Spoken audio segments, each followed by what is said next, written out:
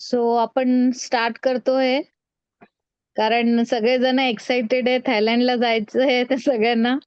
तर काही गोष्टी डूज एंड डोंट याच्यासाठी आपण ही मीटिंग ठेवलेली आहे. तर मी इन्व्हाईट करते केदार दादा. ते पहिले सांगतील आणि नंतर मग निकिता तू सांगशील.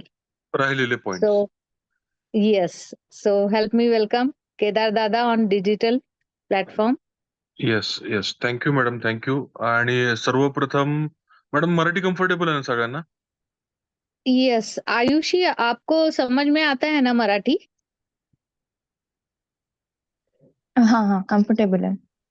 हाँ, ठीक है. मॅडम मराठी चालेल. हा माईक ओपन चा ऑप्शनच राहू द्या, म्हणजे मध्ये कोणाला जर काही शंका असतील तर त्याही आपल्याला घेता येतील.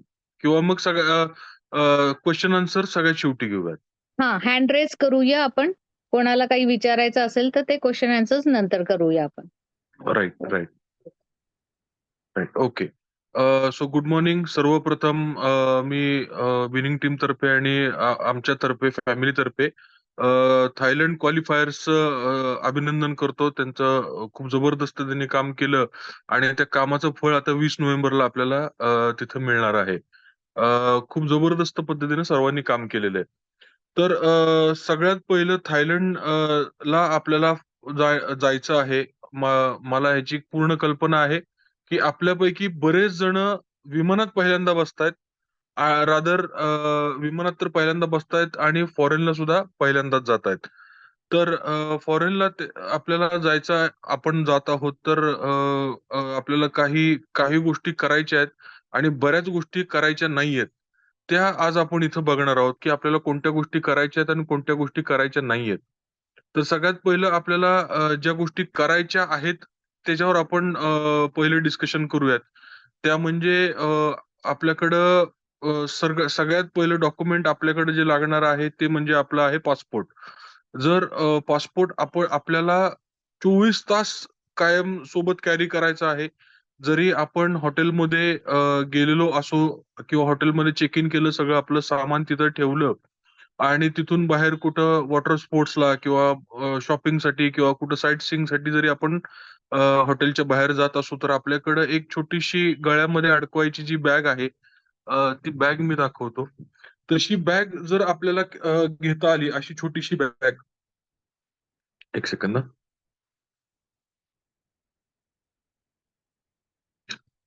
अशी एक छोटीशी बॅग आपल्याला कॅरी करायची आहे, ज्याच्यामध्ये आपण काही पैसे, कार्ड्स किंवा पासपोर्ट आपण त्याच्यामध्ये कॅरी करू शकतो.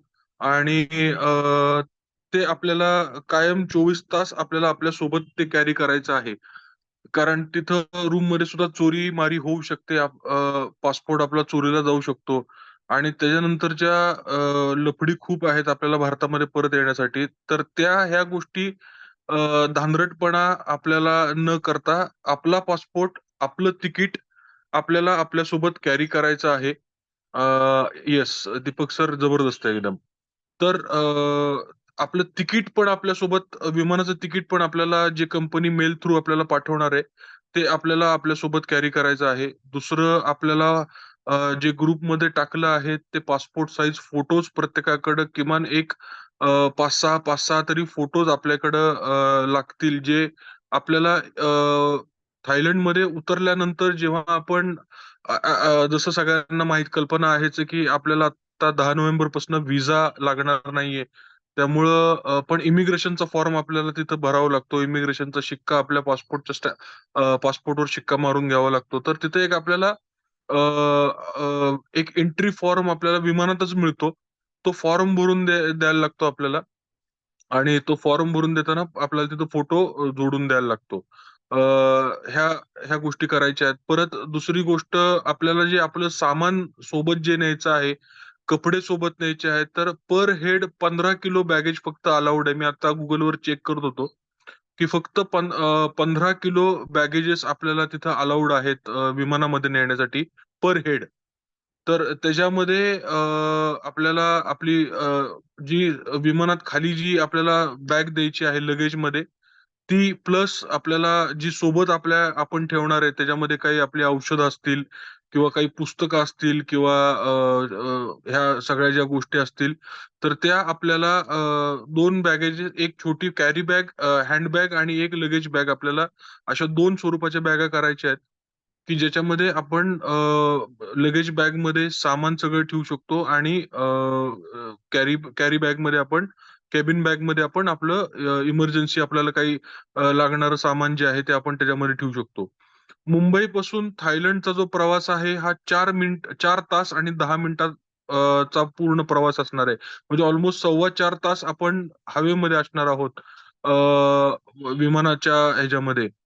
तर आपल्याला मुंबई एअरपोर्टला किमान 3 तास अगोदर आपल्या ठरलेल्या म्हणजे विमानाच्या वेळेच्या 3 तास अगोदर आपल्याला पोहोचायचंय किमान. कारण आपल्याला सगळ्यात पहिलं बोर्डिंग पास तिथून घ्यायचंय. बोर्डिंग पास म्हणजे थोडक्यात आपलं विमानाचं तिकीट तिथून आपल्याला घ्यायचंय. त्याच्यानंतर लगेज आपलं तिथं एअरपोर्ट स्टाफला लगेज द्यायचंय, जे की विमानाच्या लगेज सेक्शनमध्ये निघून जाईल. म्हणजे बॅगा उचलायची आपल्याला गरज नाही. दुसरं ते ते दिल्यानंतर आपल्याला सिक्युरिटी चेकच्या लाईनमध्ये उभं राहायचंय. सिक्युरिटीचे चेक झाल्यानंतर आपल्याला इमिग्रेशनच्या लाईनमध्ये उभं राहायचंय. तिथं आपल्याला परत एकदा पहिल्यांदा पासपोर्टवर शिक्का मारतात, की तुम्ही आता भारताच्या बाहेर चाललेले आहात म्हणून.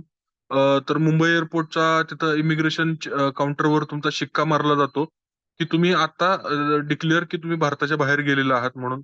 मग तिथून जेव्हा आपल्या अनाउन्समेंट होतील विमानाच्या लाईनप्रमाणे जसं-जसं सीट्स असतात तशा-तशा अगोदर सगळ्यात पहिल्या अ, विमानाच्या मागच्या सीट्स पहिल्यांदा तिथं लोकं पाठवतात. नंतर मधल्या सीट्सची लोकं पाठवतात. नंतर पुढच्या सीटची लोकं पाठवतात. तर आपल्या सीट नंबर प्रमाणे आपल्याला त्या लाईनमध्ये उभं राहायचंय आणि जसे-जसे सीट नंबर अनाउन्स करतील तसं-तसं आपल्याला घाई-गर्दी न करता, गडबड न करता आपल्याला लाईनमध्ये उभं राहायचंय. आपल्याला घेतल्याशिवाय विमान उडणार नाही हे 100% सत्य आहे. त्यामुळं घाई-गर्दी न करता, गडबड न करता आपल्याला विमानाच्या लाईनमध्ये आपल्याला व्यवस्थित जायचंय. हे 2-3 तास आपल्याला विमानतळावर घालवायचे आहेत. तर सगळ्यांनी व्यवस्थित अगोदर पोटभर खाऊन-पिऊन आलात विमानतळाच्या बाहेरच, तर तिथं खर्च कमी होईल. कारण एअरपोर्टवर पाण्याची बॉटल सुद्धा मिनिमम ₹100 ला मिळते. तर एअरपोर्टवर प्रत्येक गोष्ट प्रचंड महाग असते. तर अगोदरच जर आपण पेटभर दबाके जर खाल्लेला असेल, तर आपल्याला पुढचे 2-3 तास आपल्या आरामात जातील. नो डाउट विमानामध्ये आपल्याला खायला मिळेलच. इंटरनॅशनल फ्लाइट आहे, त्यामुळे खायला मिळेलच तिथे. कारण 4-4.5 तासाची जर्नी आहे. मला वाटतं रात्रीचा प्रवास असणार आहे, त्यामुळे एवढं खायला लागणार नाही. तरीसुद्धा खायला मिळेल, आपण तिथं खाऊ शकतो. त्याच्यानंतर आपण बँकॉकला उतरल्यानंतर आपल्याला तिथं परत इमिग्रेशनच्या लाईनला उभं राहायचं आहे आणि इमिग्रेशनची लाईन तिथं थायलंडमध्ये आलेल्याचा आपल्याला परत पासपोर्टवर शिक्का मारून घ्यायचा आहे.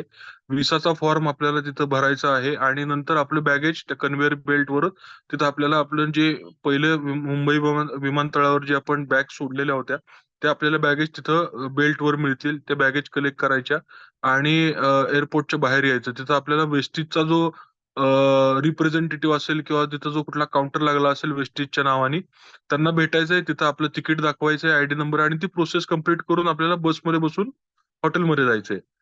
इथपर्यंतची माहिती सगळ्यांना कळाली? Yes hand sir.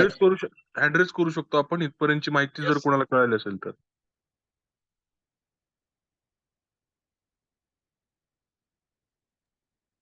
सुटसुटीत भाषेत आहे, काही हरकत नाही. केदार, ह्याच्यात थोडंसं ऍडिशन करते मी. हं. सर्वात पहिलं आपण जेव्हा एअरपोर्टवर जाऊ तेव्हा आपली जी एअरलाईन आहे त्यांना जेव्हा आपण लगेज स्कॅनला देऊ तेव्हा कदाचित आपल्या लगेज मधनं काही गोष्टी काढल्या त्या जाऊ शकतात. डोन्ट्समध्ये येणार आहेत त्या अजून. येस येस, त्या डोन्स मध्ये सांग. ठीक आहे. आता आपण डूज चाललेला आहे, त्या डोन्ट्समध्ये येतील त्या. Yes, you are right. हां, तर आपण तिथं एअरपोर्टवरून बसमध्ये बसून पटायाला आपल्या जे ठरलेलं हॉटेल असेल, मला वाटतं गोल्डन बीच रिसॉर्ट नावाचं हॉटेल आपल्याला मिळेल. कारण बहुतेक सगळे वेस्टिजियन्स सगळे तिथंच जातायत. तर त्या हॉटेलमध्ये चेक इन केल्यानंतर व्यवस्थित शिस्तीनं आपल्याला रूम सगळ्या डॉक्युमेंट्स आपलं तिथं पासपोर्ट आपलं परत स्कॅन होईल ॲज अ आयडी प्रूफ म्हणून आणि तर तिथं आपल्याला आपल्या रूम्स अलोकेट होतील. जसं गोव्याला आपण जे केलं सेम प्रोसेस तिथून पुढे सगळी चालू होईल. आणि सगळ्यांबरोबर आपल्याला तिथं छान मस्त मिसळून राहायचंय. सगळ्या ग्रुपनी आनंद घ्यायचा आहे. प्रत्येक water sports activities, breakfast, dinner, एकत्र साईट सीइंग सगळ्यांनी छान मस्त आपण तिथे एन्जॉय करूयात.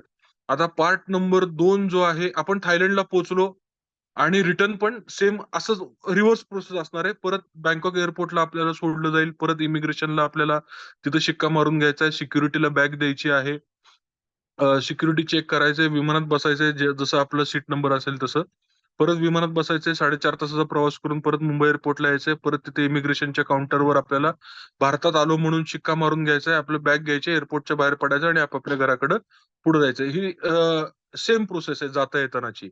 ही डूज मध्ये झाली. आणि डोंट्स जे आहे त्याची लिस्ट खूप मोठी आहे आणि आपल्याला त्या गोष्टी स्ट्रिक्टली पाळणं खूप गरजेचं आहे. कारण एअरपोर्टवर तिथं तुम्हाला कुठल्याही स्पेशल फॅसिलिटीज मिळत नाहीत. म्हणजे अगदी शाहरुख खान सारखा माणूस त्याचे सुद्धा कपडे काढले जातात. म्हणजे सेलिब्रिटी असो नाही तर कुणी असो, तिथं त्यांना एअरपोर्ट सिक्युरिटी स्टाफला जर कुठला डाऊट वाटला तर ते कसून चौकशी करतात. त्यावेळेस कृपया कुणीही अ, गैरसमज मानू नये. म्हणजे मी आता शाहरुख खानचं उदाहरण दिलं. म्हणजे अमेरिकेमध्ये शाहरुख खानला पूर्ण पूर्ण ओपन केलेलं होतं. एकही कपडा त्याच्या अंगावर ठेवलेला नव्हता. त्यामुळं थायलंडमध्ये आपण इथं कोण आहोत, आपला सामाजिक दर्जा काय, आपली आर्थिक परिस्थिती काय, ह्याच्याशी ते अजिबात जाण ठेवून नसतात आणि त्यांना त्याच्याशी देणं-घेणं नाही. त्यांना त्यांच्या देशाच्या सुरक्षेशी पडलेलं असतं. त्यामुळे तुम्ही कोण आहात, काय आहात, कुठले आहात त्याच्याशी काही ते बघत नाहीत आणि त्यांना जर काही डाऊट वाटला तर ते पूर्ण कसून चौकशी करतात, वरून-खालून चौकशी करतात आणि सगळं तपासतात आणि जर क्लिअर असेल तर ते सोडून देतात. तर आपल्याला जे बॅगेजेस आपल्याला आपण ज्या 2 बॅग करणार आहे, त्या 2 बॅगमध्ये आपल्याला सामान थोडंसं बायफर्गेट करायचं आहे. त्याच्यामध्ये असं जे पुरुष जे आहेत, जेंट्स जे आहेत, त्यांना जे दाढीचं सामान लागतं किंवा धारदार गोष्टी ज्या असतात, उदाहरणार्थ कात्री झाली केस कापण्याची किंवा रेझर झालं, हे एका छोट्याशा पाउचमध्ये आपल्याला लगेजच्या बॅगमध्ये खालच्या बॅगमध्ये द्यायचं आहे. कारण ते आपण जर केबिन बॅगेजमध्ये जर ठेवलं तर सिक्युरिटीवाले ते काढून कचऱ्याच्या डब्यात फेकून देतात. दुसऱ्या ज्या गोष्टी आहेत, ज्या ज्वलनशील पदार्थ ज्याला आपण म्हणतो, उदाहरणार्थ मोबाईल झालं, पॉवर बँक झाली किंवा बॅटरीज झाल्या. जसं लॅपटॉप कोण कॅरी करत असेल, iPad कोण कॅरी कॅरी करत असेल किंवा कॅमेरा जर कोण कॅरी करत असेल, म्हणजे हँडी कॅमेरा असेल, ड्रोन असेल, हे जर कोण कॅरी करत असेल, तर त्याची बॅटरी बाहेर काढून आपल्याला त्या चेक इनच्या बॅगमध्ये आपल्याला ठेवायची आहे. आणि त्या ट्रेमध्ये आपल्याला तिथं सिक्युरिटी स्कॅनमधून ती द्यायची आहे. ती बॅग आपल्याला लगेज बॅगला ती आपण ती देता येत नाही. ती आपल्याला सोबत घेऊन जावी लागते. सी ज्यांना कॅरी करायचंय ते त्यांनी लगेज बॅगमध्ये न देता आपल्या केबिन बॅगेजमध्ये, म्हणजे जी छोटी बॅग जी आहे ज्याचं वजन 7 किलो पर्यंत असेल, अशा बॅगमध्ये आपल्याला ती किंवा आपल्याला काही आपल्या सप्लिमेंट्स ज्या लागतात, ज्या सोबत आपल्याला कॅरी करायच्या आहेत, त्या आपण केबिन बॅगमध्ये कॅरी करू शकतो. दुसरं इलेक्ट्रॉनिक आयटम्स जे आहेत ते आपल्याला केबिन बॅगेजमध्ये कॅरी करायचे आहेत. तिसरं एअरपोर्टला गेल्यानंतर जी आपली कुठली एअरलाईन असेल, तर त्या एअरलाईनमध्ये मला वाटतं इंडिगो एअरलाईन्सचीच विमानाची तिकीट आपल्याला मिळू शकतात. माहीत नाही. जी कुठली मिळतील ती मिळतील. ज्या कुठल्या एअरलाईन्सची तिकीट आपल्याला, ज्या कंपनीची तिकीट आपल्याला मिळतील, त्यांचं चेक इन सिक्युरिटी चेक इनचं जे काउंटर असतं तिथून आपली बॅग स्कॅन करून घ्यायची. त्याच्यावर त्यांचं लेबल लावून घ्यायचं, की बॅग सिक्युरिटी स्कॅन झालेली आहे आणि मग ती काउंटरवर सोडायची बॅग. दुसरी सगळ्यात महत्त्वाची गोष्ट, आपण थायलंडला जात आहोत. थायलंड हा अतिशय रेड अलर्ट किंवा सेन्सिटिव्ह कंट्री आहे, जी वेगळ्या कारणांसाठी प्रसिद्ध आहे. तर काल जसं मला वाटतं मळेकर सर फोनवर बोलत होते. आज सकाळी फोनवर आम्ही बोलत होतो. तर त्यांनी एक उदाहरण छान सांगितलं, की कोणत्याही आपण जर कुठं शॉपिंग मॉलमध्ये किंवा कुठं मार्केटमध्ये आपण जर फिरत असू, तर कोणत्याही गोष्टीला हात लावू नका. म्हणजे समजा एखादा आपल्याला कुठली कशाची तरी मूर्ती आपल्याला किंवा फोटो किंवा काही डिझाइन किंवा असं काही आपल्याला घड्याळ किंवा काही छान बघायला मिळालं, तर ती वस्तू लांबून बघा. त्याला हात लावू नका. हात लावला याचा अर्थ तुम्ही ती खरेदी केली, ते तुमच्या बॅगमध्ये टाकतात आणि तुमच्याकडनं पैसे वसूल करतात. त्यामुळं कुठल्याही गोष्टीला हात लावू नका. मग ती वस्तू असू दे, बाई असू दे, नाहीतर माणूस असू दे.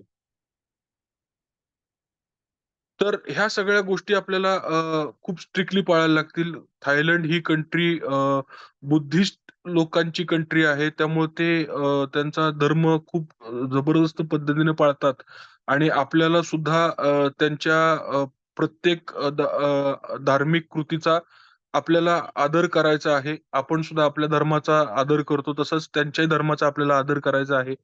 जर आपण कुठल्या मंदिरामध्ये जात असू, तर आपल्याला लेडीज लोकांना स्कार्फ आणि किंवा काय म्हणता येईल त्याला, आदिती तुम्ही चेहऱ्याला काय बांधता? स्टोल किंवा स्कार्फ. स्टोल किंवा स्कार्फ आपल्याला सोबत कॅरी करायचा आहे, जो आपल्याला आपलं डोकं पूर्ण झाकेल. आणि पुरुष जेंट्स जे आहेत त्यांनी रुमाल किंवा असं कॅरी करायचं आहे, जेणेकरून आपलं डोकं पूर्णपणे झाकलं जाईल. तर ह्या ज्या गोष्टी आहेत एक त्या मिनिटं. आणि त्याच्यात आपल्याला जेव्हा आपण टेम्पलमध्ये जाऊ, टेम्पलला आपल्याला नेणार आहेत, तर त्याच्यात आपल्याला फुल कपडे घालायचे आहेत. शॉर्ट्स वगैरे काही चालणार नाही. स्लीवलेस कोणीही घालू नका. तुमचे खांदे कव्हर झाले पाहिजेत, तुमचे पाय कव्हर झाले पाहिजेत. त्यामुळे त्या पद्धतीने सुद्धा कपडे घ्या. सगळ्यांनी फक्त शॉर्ट्स घेऊन मोकळे होऊ नका किंवा नुसते पुरुषांनी पण स्लीवलेस घेऊन मोकळे होऊ नका. पुरुषांना पण तिथे मंदिरात स्लीवलेस अलाउड नाहीये. त्यामुळे फुल कपडे सुद्धा 1-2 सेट बरोबर ठेवा. आपल्याला माहिती नाही कुठल्या दिवशी आणि किती वेळा कुठल्या टेम्पलमध्ये नेणार आहेत. ठीक आहे. Yes, continue. Yes, yes. Jeans आणि टॉप चालेल, म्हणजे असं काही नाही की तुम्हाला असं जीन्स टॉप वल्गॅरिटी नाही चालेल. वाटली हा पाहिजे. हा हा. वल्गॅरिटी नाही येस वाटली येस पाहिजे. Yes yes. येस. सोबर कपडे असावेत त्याच्या मागचा अर्थ. आपण जसं आपल्या मंदिरांमध्ये जातो त्या ज्या वेळेला प्रॉपर ड्रेसअप करून आपण जातो, त्याच्यामध्ये कुठलेही विचित्र किंवा असं काही वाटू नये. त्यांच्याही मंदिरात वाटू नये एवढीच त्यांची अपेक्षा आहे. म्हणून मी मगाशी म्हटलं, की आपण पण त्यांचा आदर करूयात. आफ्टर ऑल आपण विनिंग टीमचे सर्वजण सेवक आहोत. आपल्याला ह्या गोष्टींची पूर्ण कल्पना आहे. त्याच्यानंतर सगळ्यात महत्त्वाची जी गोष्ट आहे ती आपल्याला तिथं 2 मील्स मिळणार आहेत. एक ब्रेकफास्ट आणि एक डिनर. लंच आपण जिथं साईटसीइंगला जाणार असू, तिथं कुठलं इंडियन रेस्टॉरंट असेल किंवा कोणाला थाई खायचं असेल किंवा अजून कुठलं क्युझिन खायचं असेल, तर आपण स्वतःच्या खर्चाने तिथं खाऊ शकतो. अदरवाईज सकाळचा ब्रेकफास्ट अगर आपण जर भरपेट केलेला असेल आणि दुपारी मग फक्त एखादं स्टार्टर किंवा सलाड किंवा आपण फळावर दुपारी चहा वगैरे त्याच्यावर आपण हे करू शकतो आणि आपला दिवस आपण त्याच्यावर घालवू शकतो आणि रात्री परत डिनरला आपण प्रॉपर जेवण करू शकतो. तर ह्या गोष्टींची पण थोडीशी तयारी ठेवा. आता सगळ्यात महत्त्वाचा पॉइंट आहे तो म्हणजे पैसे. तर आपले जेव्हा ₹100 आपण जेव्हा ₹100 जेव्हा आपण पकडतो भारतीय रुपये, त्यावेळेस थायलंडचे ₹40 होतात. आजचा रेट तो आहे. त्यामुळे जर आपण एक ₹20,000 जर सोबत आपले जर इंडियन रुपीज जर ₹20,000 आपल्याला जर न्यायचे असतील, तर ते ₹6,800 फक्त थाई बातमध्ये होतात. त्यामुळे ती करन्सी थोडीशी कॉस्टली आहे भारतापेक्षा.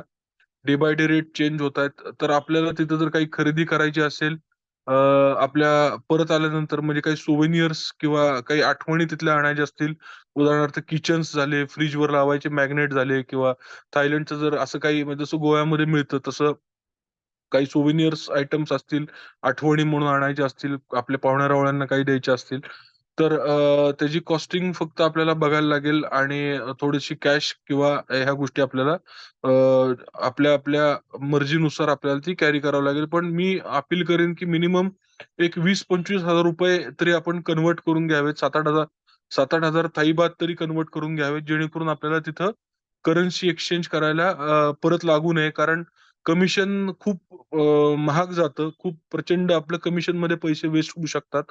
तेवढ्या ह्याच्यात आपण दुसरी कुठलीतरी एखादी वस्तू खरेदी करू शकतो, गोष्ट खरेदी करू शकतो. तर कमिशनमध्ये फुकट पैसे न देता आपण काळजीपूर्वक पैसे खर्च करूयात आणि जरी कोणाचे थाई बात शिल्लक राहिले तर ते परत आपण भारतात आल्यानंतर इंडियन रुपीज मध्ये परत कन्वर्ट करून घेऊ शकतो आणि परत आपले आपले पैसे आपण वापरू शकतो. त्याच्यामध्ये काहीच डाऊट नाही. आज आम्ही सकाळी लक्ष्मी फॉरेस्ट मध्ये चौकशी केली, तर तिथं 20,000 रुपये जर म्हणजे 25,000 पेक्षा जर अमाउंट कमी कन्वर्ट करायची असेल तर मला वाटतं त्यांनी ₹200 चार्ज सांगितलाय. 165 ते ₹200 असं त्यांनी चार्ज सांगितलाय. जो असेल तो ॲट ॲक्चुअल त्याचं रीतसर पावती मिळेल, त्याचं रीतसर सगळं रिसिट्स वगैरे सगळ्या मिळतील. तिथं कुठलाही ₹1 चा फेरफार होणार नाही. तर ज्यांना कोणाला जिथं कोणाला जिथून कोणाला शक्य आहे, ज्यांना माहिती आहे, की आपल्याला करन्सी एक्सचेंज करायची आहे, तर आपापल्या सोयीनुसार, आपापल्या कम्फर्ट लेव्हलनुसार आपण किंवा आपल्या अपलाईनच्या मदतीनुसार आपण ती करन्सी एक्सचेंज करून घेऊयात आणि अ, आपल्यासोबत ती कॅरी करूयात. जेणेकरून ऐन वेळेसच्या होणाऱ्या ह्या सगळ्या गडबडी आपण त्याच्यामध्ये टाळू शकतो किंवा अव्हॉइड करू शकतो. दुसरी सगळ्यात महत्त्वाची जी गोष्ट आहे ती म्हणजे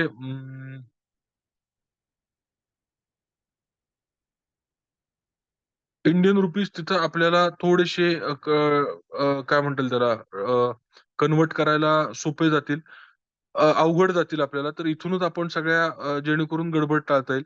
ज्यांच्या कोणाकडे जर मल्टीनॅशनल बँकेचे जर क्रेडिट कार्ड किंवा डेबिट कार्ड असतील, उदाहरणार्थ एच-डी-एफ-सी, आय-सी-आय-सी-आय किंवा मास्टर कार्ड ज्यांच्याकडे आहेत किंवा व्हिसा कार्ड ज्यांच्याकडे आहेत. म्हणजे जरी समजा स्टेट बँकेचं किंवा बँक ऑफ महाराष्ट्राचं जर कार्ड असेल, तर खाली उजव्या कोपऱ्यामध्ये मास्टर कार्ड किंवा व्हिसा जर असेल तर ते चेक करून घ्या आणि कस्टमर केअरला बँकेच्या फोन करून इंटरनॅशनल लिमिट आपलं हे करून घ्या, चेक करून घ्या. जेणेकरून समजा जर थाई बात आपल्याकडची हार्ड कॅश जी असते ती जर संपली तर आपल्याला तिथं कार्ड स्वाईप करता येईल. पण आम्ही मगाशी अदितीबरोबर काही मी पॉइंट्स डिस्कस करत होतो. तर बहुतेक साऱ्या ठिकाणी कार्ड मशीन्स अवेलेबल नाहीयेत असं त्यांनी सांगितलं. त्यामुळं हार्ड कॅशच मॅक्सिमम अवेलेबल असू द्या असं त्याच्यामध्ये त्यांनी एक सूचना केलेली आहे. तर समजा आपण एखाद्या रेस्टॉरंटमध्ये जेवायला गेलो तर तिथं आपण आपलं कार्ड स्वाईप करू शकतो. आपलं इंटरनॅशनल कार्ड स्वाईप करू शकतो. तर त्याही गोष्टी आपण थोड्याशा चेक करून घेऊयात, की आपलं कार्डची लिमिट काय आहे आणि ह्या सगळ्या गोष्टी कारण ह्याचा आम्हाला खूप विचित्र अनुभव मालदीवजला आला. म्हणजे फक्त आतड्या फक्त गळ्यात यायच्या बाकी होत्या. इतका प्रचंड भयानक अनुभव आला. थायलंडला जेव्हा आम्ही मालदीव्सला आमचं पहिल्यांदा एक छोटासा किस्सा सांगतो, की कशा अडचणी येऊ शकतात. अ, आयुष्यात पहिल्यांदा माझी फॉरेन ट्रिप होती मालदीवची जी अ, मी आणि आदिती गेलो होतो. तर जाताना आम्ही फक्त $500 कॅरी केलेले होते सोबत आणि ₹50,000 भारतीय रुपीजमध्ये होते. ठीक आहे म्हटलं जेव्हा लागतील तेव्हाच आपण ते कन्व्हर्ट करू. आणि हॉटेल तिथलं पॅराडाईज आयलंड बीच रिसॉर्ट आम्ही बुक केलेलं होतं. तिथं एअरपोर्टला उतरलो. एअरपोर्टला गेल्यानंतर सगळ्या सोपस्कार सगळे म्हणजे इमिग्रेशन, व्हिसा हे ते सगळं झालं. तिथून आम्ही हॉटेलला गेलो. हॉटेलला गेल्यानंतर चेक इन केलं. चेक इन केल्यानंतर माझं एच-डी-एफ-सीचं जे कार्ड होतं ते मी स्वाईप केलं आणि ते डिक्लाइन झालं. म्हणलं आता बहुतेक इथं आपल्याला भांडी घासायला लागतायत. 7 दिवस आपल्याला पुढची भांडी घासून आपल्याला इथं जगायला लागणार. कारण कार्ड डिक्लाइन झालं आता पैसे द्यायचे कुठनं त्यांना? मग काउंटरवर रिक्वेस्ट केली, की म्हणलं मला 1 तासाचा वेळ द्या. मी तुम्हाला कुठूनही कसे पैसे अरेंज करून देतो. तर रूममध्ये आलो आणि एच-डी-एफ-सीच्या कस्टमर केअरला इंटरनॅशनल कॉल लावला. कस्टमर केअरला आणि जवळपास त्याचंच बिल ₹720 झालं आणि मग त्यांनी सांगितलं, की तुमची पर डेची लिमिट तिथं ₹1,00,000 आहे. इंटरनॅशनल कार्ड स्वाईप करायची. म्हणजे आता समजा आपण मालदीव्समध्ये मालदीवन जे काही ते रुपया आहे, तिथं आपल्याला भारताचं जर कन्व्हर्जन केलं तर ते काहीतरी 65,000 फक्त त्यावेळेस पर डे स्वाईप होत होते आणि आम्ही तिथं 1,00,000 स्वाईप करायचा प्रयत्न करत होतो. त्यामुळे ते कार्ड डिक्लाइन होत होतं. म्हणजे कार्डची लिमिट पण आपल्याला चेक करता आली पाहिजे. मग तिथून आल्यानंतर जवळपास ₹5,000-5,50,000 ते बिलिंग झालं होतं. 8 दिवस आम्ही मालदीव्समध्ये होतो. आम्ही रोज ₹60,000-60,000 कार्ड स्वाईप करत होतो. आज ₹60,000 झाले, उद्या 60,000, परवा 60,000 असं करून ते हॉटेलचं बिल आम्ही क्लिअर केलं. अर्थात नंतर परत कुठं अडचण नाही आली. पण अशा गोष्टी आपल्या बाबतीत घडू शकतात, की ऐन वेळेस जर हा प्रॉब्लेम आला तर काय करायचं? तर आपण आपल्या कार्डच्या इंटरनॅशनल लिमिट्स पण चेक करून घेऊयात. तिसरी सगळ्यात महत्त्वाची जी गोष्ट आहे ती म्हणजे मोबाईलचं रोमिंग, इंटरनॅशनल रोमिंग. तर आपापल्या मोबाईलच्या नेटवर्क ऑपरेटर्सना आपण कस्टमर केअरला फोन करून कुठला बेस्ट प्लॅन आहे इंटरनॅशनल कॉलिंगचा आणि डेटाचा आणि ह्या सगळ्या गोष्टींचा, तर तोही चेक करूयात. माझं जिओचं सिम कार्ड आहे. मी जिओमध्ये कस्टमर केअरला फोन करून घेतला. त्यांनी 10 दिवसासाठी 2499 रुपयाचा त्यांनी प्लॅन सांगितलाय. त्याच्यामध्ये 250 MB रोज, 100 voice call, 100 SMS, incoming outgoing total 100 मिनिटापर्यंत फ्री, असं त्यांनी ते पॅकेज सांगितलेलं आहे आणि विच इज वर्थ खूप चीप पॅकेज आहे ते. आपण जर असं इंटरनॅशनल कॉल करायचा प्रयत्न केला तर आपल्याला ₹20 ₹22 पर मिनिट आपल्याला तिथं चार्ज लागू शकतो. इंटरनेटचा मुळात रेंज येणारच नाही आपल्याला तिथं आणि जरी आपण हे केलं तरी चार्जेस खूप अव्वाच्या सव्वा लागतात. त्यामुळं जायच्या 1 दिवस अगोदर आपलं इंटरनॅशनल रोमिंग आपण आपल्या प्रत्येकाच्या मोबाईलवर जेव्हा जर कोणाला आपल्या घरी किंवा कॉल करायचे असतील किंवा व्हिडिओ कॉल आपल्या प्रॉस्पेक्टना करायचे असतील किंवा डाउनलाईन्सना, फॅमिलीजना जर व्हिडिओ कॉल करायचे असतील, तर ते प्रत्येकाने रोमिंग आपण चेक करूयात. आपापल्या कस्टमर केअरला विचारून चेक करूयात आणि आपण आदल्या दिवशी रोमिंग ऍक्टिव्हेट करून घेऊयात. तर हे साधारण बेसिक मुद्दे जे आहेत, जे मला माहिती आहेत किंवा जे अनुभव आलेले आहेत, ते बऱ्यापैकी कव्हर केलेले आहेत. आता राहिलेले मुद्दे माझ्याकडून जर काही राहिलेले असतील, तर ते आदित्य आणि निकिताताई करतील अशी मी अपेक्षा करतो. Thank you and back to the host.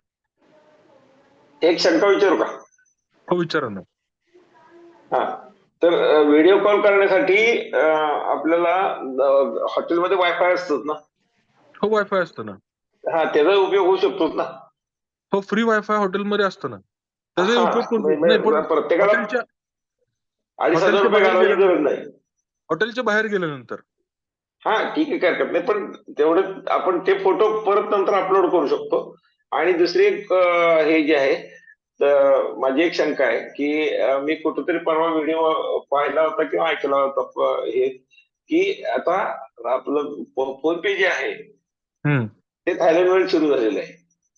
बर, त्याची चौकशी करा. Okay okay. परत तेच, त्यासाठी नेटवर्क पाहिजेलच आहे. येस. हां. पण सपोज कोणाला वाटतंय, की मी रूम मध्ये आल्यानंतर माझ्या घरच्या मेंबर्स लोकांशी कॉन्टॅक्ट करणार, तर ते करू शकता कारण वायफाय आहे हॉटेलमध्ये. So with wifi you can connect, है ना? तर किंवा मग तुम्ही असं करू शकता, की आपण एवढे सगळेजण चाललोच आहे, तर अर्धे अर्धे मिनिट मी वापरेल, अर्धे मिनिट तुम्ही वापरा. असं करूनही तुम्ही एक घेऊ शकता ग्रुपनी पण, ज्यांना कोणाला घ्यायचंय. अदरवाईज वायफायनी पण तुम्ही कनेक्ट करू शकता. आता यूकेला आदित्य असतो, तर आमचे आठवड्यातनं 1-2दा ते वायफायनी व्हिडिओ कॉल्स होतातच. Yes yes. Yes. Yes, yes. So मी आता इन्व्हाईट करेल निकिता जितकर. तुझे काही पॉइंट्स असेल तर तू सांग आता.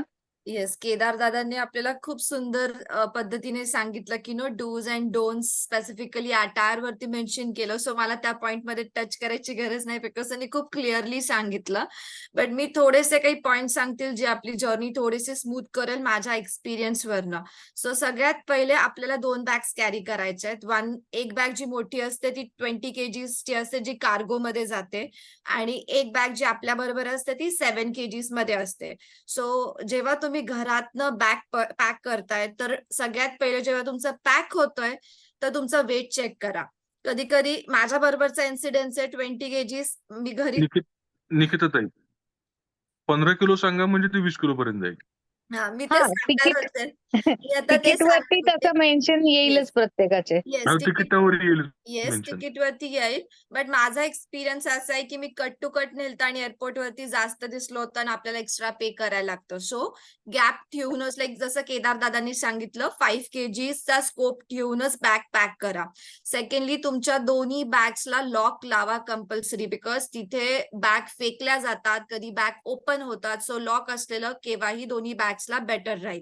आणि थर्डली जेव्हा बॅग पॅक झाली की तुम्ही तुमचं एक मे बी आयडेंटिटी कार्ड किंवा मी रिबिन लावते वेगळ्या कलरच्या, सो दॅट जेव्हा बॅग्स येतात आपण पटकन आयडेंटिफाय करू शकतो. मोस्टली व्हीआयपी असेल किंवा अमेरिकन टुरिस्ट असेल, सगळ्यांच्या बॅग्स दिसायला सेम दिसतात. सो आपली एक सेपरेट आयडेंटिटी जर बॅगला असेल तर ते जास्त बेटर राहील हे घरातनं निघताना.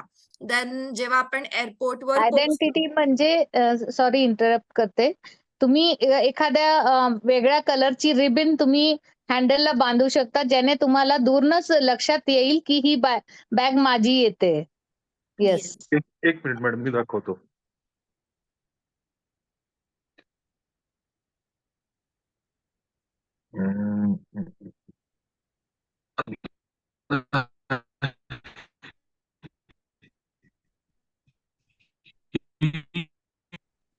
केदार बॅग बाहेर दिसत नाहीये ती. Yes. बाहेर आण बॅग हॉलमध्ये. हा, कुठलीही रिबिन लावू शकतो आपण, वेगळा कलर बांधू शकतो, काही पण असं ज्यानी दूरनच आपल्याला लक्षात येईल. येस. आपला येलो कलर हायलाइट होतोय, सो केदार दादांना समजेल की ही माझी बॅग आहे. राईट. सो हे 3 पॉइंटर्स इम्पॉर्टंट आहेत घरातनं निघताना. जसं आपण एअरपोर्टवर पोहोचतो तर केदार दादांनी सांगितलं होतं की आपल्याकडे अशी एक बॅग असली पाहिजे. राईट.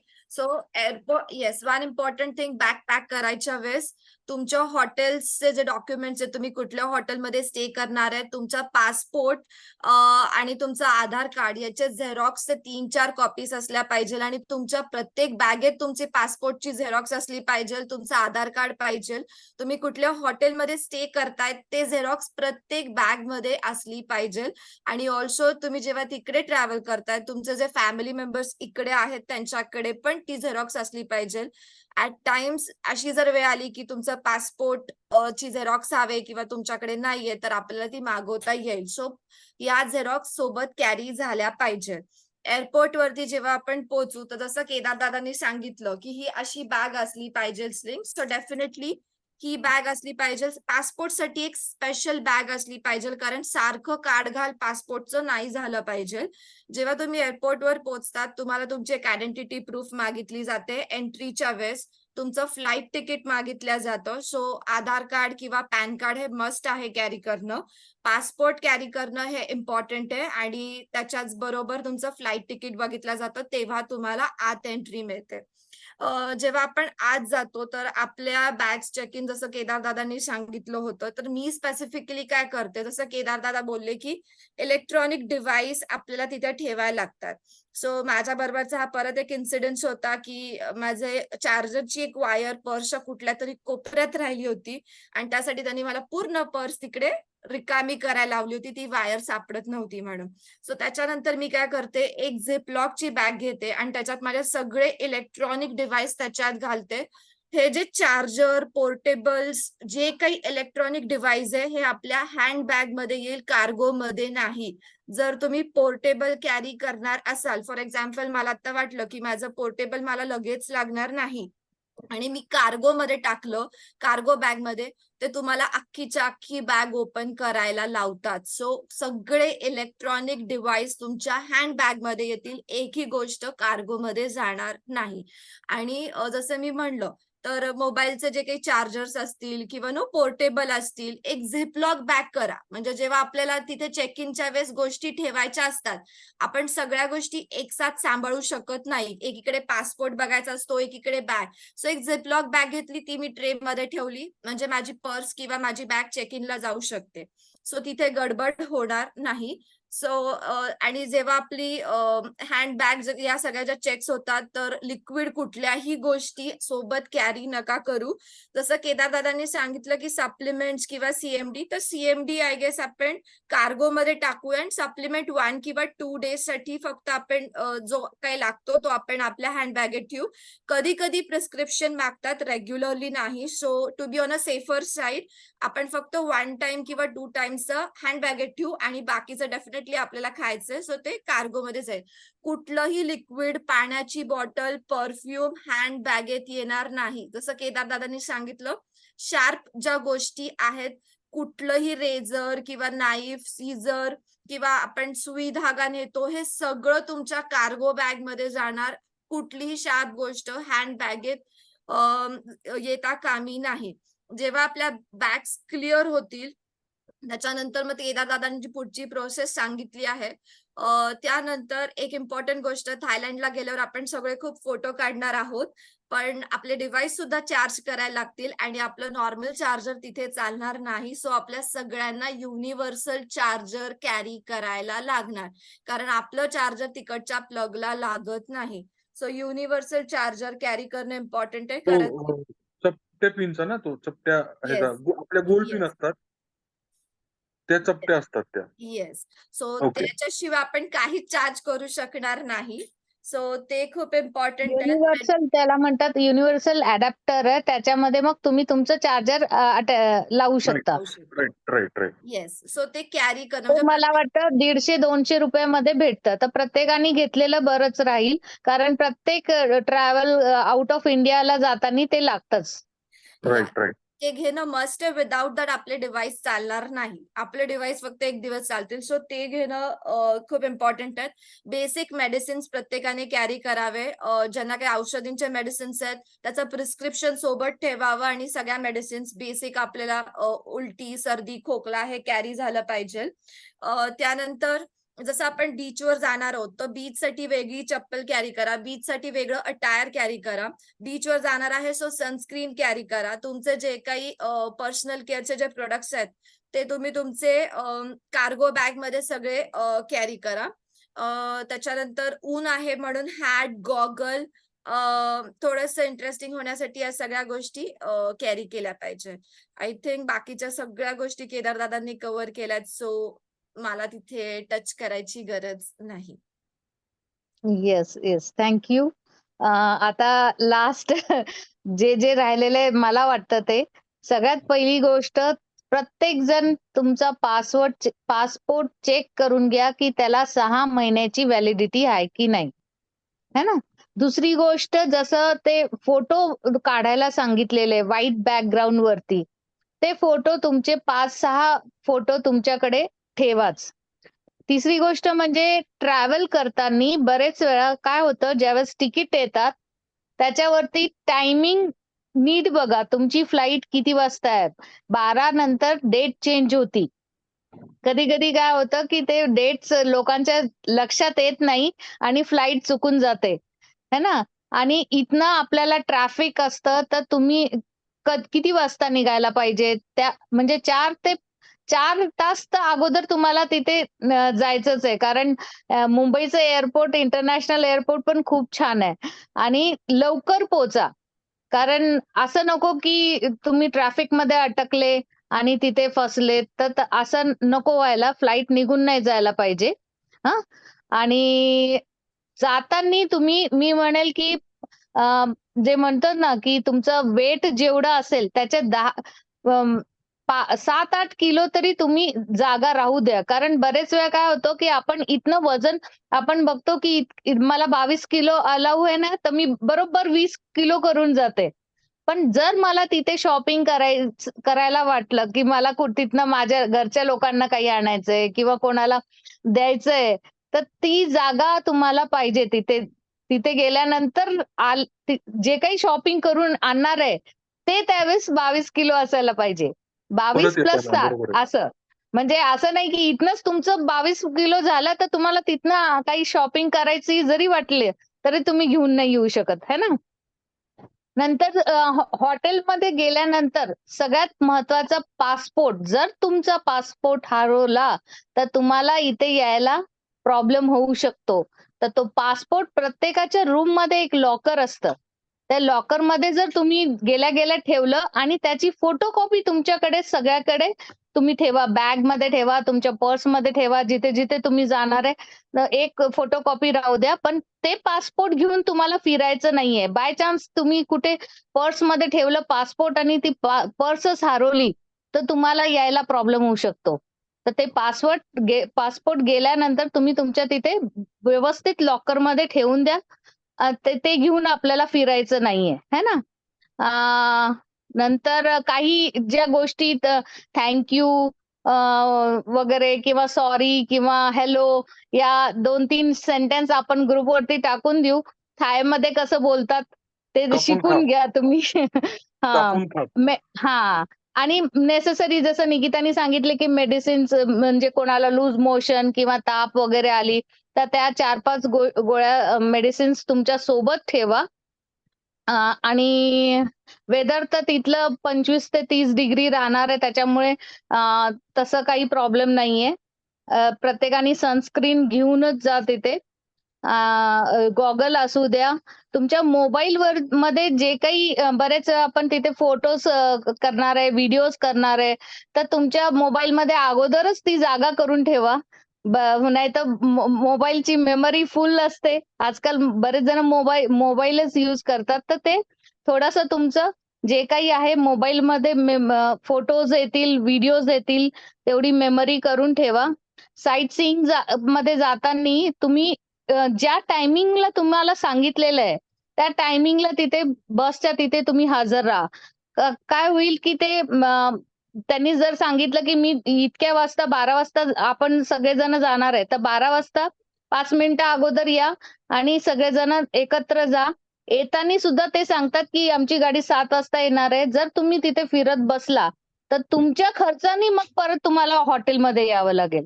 सो जे जे टायमिंग्स सांगितलेले ते पाळा तुम्ही. कुठलीही हॉटेलमध्ये असलेली वस्तू तिथे एक तर बरेच वेळा काय असतं तिथे मिनी फ्रिज वगैरे असतो आणि तिथे लिहिलेलं असतं, की तुम्हाला कॉम्प्लिमेंटरीमध्ये पाणीच असणार आहे किंवा बरेच वेळा तिथे लिकर वगैरे हे सगळे काही-काही गोष्टी ठेवलेल्या असतात. पण त्यात ते चार्जेबल असतात. तर ते तुम्हाला बघून घ्यायचं आहे, की ते चार्जेबल आहे की नाही. तुमच्यासाठी मेनली जे शॅम्पूज आहे ते तुम्हालाच यूज करायला दिलेले असतात. टी, कॉफी तुम्हाला यूज करायला दिलेलं असतं. कॉम्प्लिमेंटरी पाणी असतं. बरेच ठिकाणी फळं वगैरे देतात. पण बाकीच्या ज्या गोष्टी आहेत ते तुम्ही तिथे हॉटेलवरती एक मेनू सारखं एक कार्ड ठेवलेलं असतं, की कुठल्या वस्तू तुम्हाला फ्री आहे आणि कुठल्या चार्जेबल आहे. तर ते तुम्ही बघून घ्यायचे. कुठलेही टॉवेल्स बरेच वेळा काय करतात कोणी घेऊन येतं किंवा तिथले चुकून चुकून स्लिपर्स बॅगमध्ये वगैरे येऊ ते शकतं. हां. चुकून तर बॅगमध्ये येऊ शकतं.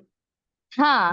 तर ते तुम्ही अव्हॉइड करायचंय, जेणेकरून आपलं कुठलंही नाव खराब नाही व्हायला पाहिजे. सो या सगळ्या गोष्टी होत्या. कोणाला काही विचारायचं असेल, तर विचारू शकता. सिम कार्ड जर हं, हं. मॅडम 2-3 गोष्टी मी बोलू का? Yes, yes, yes. हां. जसं आपण बघितलं की बॅगवर आपल्याला काहीतरी एक रिबन किंवा काहीतरी लावायचे. त्याबरोबर आपलं नाव आणि मोबाईल नंबर आणि ॲड्रेस सुद्धा आपण बॅगवर लिहायला पाहिजे. इन केस जर का बॅग हरवली, कोणाची हरवू नये. पण असे पण इन्सिडेन्सेस घडतात. तर त्यासाठी ते खूप सेफ आहे की आपलं नाव, मोबाईल नंबर आणि ॲड्रेस बॅगवर पाहिजे. येस. अर्थातच आपण पासपोर्टची झेरॉक्स आणि हे ठेवणारे, पण ते आतमध्ये ठेवणारे. चुकून आतमध्ये ठेवलं आणि ते आपण लॉक केली बॅग, तर ते त्यांना कळणार नाही. त्यामुळे येस, वरती सुद्धा लिहायला पाहिजे. येस, आणि येस. जसं म्हणजे आपण ते हां. कार्ड असतं, जसं आपण फंक्शनला जातो आणि कसं असतं नाव आणि तुमचा मोबाईल नंबर आणि कुठल्या स्टेटमध्ये, कुठल्या सिटीमध्ये राहता, एवढं जरी लिहिलेलं असेल तरी ते अ, अ, पुष्कळ होईल. मग ॲड्रेस पूर्ण लिहिला तर चांगलंच आहे म्हणजे. हां, हां. आणि मगाशी जसं ते लगेज स्कॅनचं मी विषय काढला, की जेव्हा आपलं लगेज स्कॅन होतं, चुकून आपण काहीतरी घाई-गडबडीत ठेवतो कार्गोमध्ये, तर त्या बॅगेजमधलं जर का सिक्युरिटी चेकवाल्यांनी काढून बाहेर टाकलं, तर तिथे आर्ग्युमेंट करू नका प्लीज कोणी. कारण मी बरेच वेळेला बघितलंय, की लोकं तिथे आर्ग्युमेंट करतात आणि त्यांचं फ्लाइट आणि ट्रॅव्हलिंग राहतं बाजूला आणि भांडण्यातच त्यांचा वेळ जातो. आणि आपल्याला ते करायचं नाहीये तसं. एखादी गोष्ट काढली तर जाऊ द्या, सोडून द्या. अजून बाकी आपल्याबरोबर 40 जण आहेत. आपण त्यांच्याकडनं घेऊन वापरू शकतो. आणि जेव्हा आपण बोर्डिंगला जाऊ, लाईनमध्ये उभं राहू, तेव्हा धक्काबुक्की कोणी करू नका. एक-एक जण इझिली जातंय. अ, विमानाच्या आतमध्ये तुम्ही जाल तेव्हा कदाचित थोडं लाईनमध्ये जास्त वेळ थांबायला लागेल, कारण प्रत्येक जणाकडे लगेज असतं हातात. ते वरती लगेज बॉक्समध्ये त्यांना ठेवायला वेळ लागतो. सीटवर ॲडजस्ट व्हायला वेळ लागतो. पण चला की पुढे किती वेळा होतंय असं कोणीही काही बोलू नका. आणि आपण विनिंग टीम आणि वेस्टीजला रिप्रेझेंट करतोय. आपण विनिंग टीमचे सेवक आहोत, त्यामुळे जनाब पहिले आप हे कायम लक्षात ठेवूनच आपल्याला जायचं आहे. तर ह्या 2-3 गोष्टी मला सांगायच्या होत्या. आणि जिथे फोटो काढायचे नाहीयेत, ते म्हणजे एअरपोर्टवर सिक्युरिटी चेकच्या इथे अजिबात फोटो काढू नका. ते सर्वात महत्वाचं आहे. तुम्ही एअरपोर्टवर फोटो काढू शकता, पण जिथे-जिथे सिक्युरिटी चेक किंवा बोर्डिंग पास मिळणार आहे, तिथे कुठेही फोटो काढू नका. आणि जिथे लिहिलंय फोटोग्राफी प्रोहिबिटेड, तिथे अजिबात फोटो काढू नका. कारण आपण सीसीटीव्हीच्या सर्वेलन्समध्ये असतो कायम. त्यामुळे फोटो काढू शकतो आपण. जिथे लिहिलं नाहीये तिथे जाऊन काढा. जिथे लिहिलंय तिथे मुद्दामून जाऊन फोटो काढू नका. आणि हॉटेलमधनं जे आता मॅडम म्हणल्या की जे शॅम्पू वगैरे कॉम्प्लिमेंटरी असतं, ते आपल्यासाठी असतं.